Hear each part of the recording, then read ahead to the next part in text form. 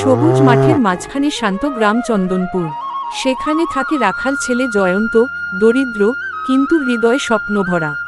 বাবা, তুই সারাদিন মাঠে খাটিস, নিজের জীবনটা গরবি না?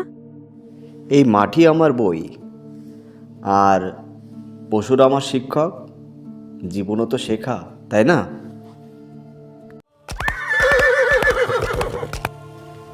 ওই রাখাল, আমার বইগুলো ঠিক মতো না দেখলে লাঠি খাবি, বুঝলি?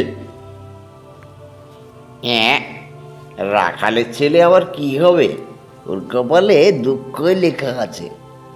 মানুষ তাকে ছোট করত, কিন্তু জয়ন্তর মন কখনো ভাঙেনি। বাবা, তুমি গরুর পায়ে দাগ দেখো, কিন্তু বাতাসের দিক দেখো। বাতাসের দিক? হ্যাঁ, প্রকৃতিকে পড়তে শিখো। যে প্রকৃতিকে বোঝে সে জীবনকেও বোঝে।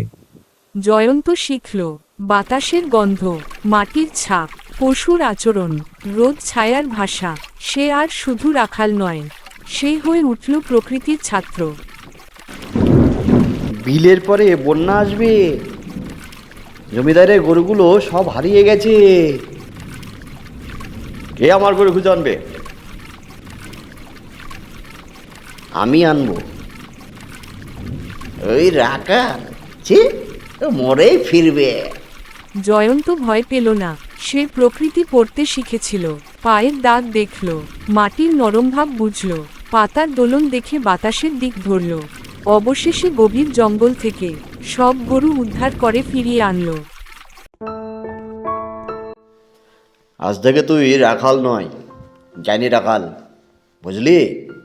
আমি অন্যের জমি নয়, আমি নিজের জ্ঞান দিয়ে নিজের জীবন গড়তে চাই।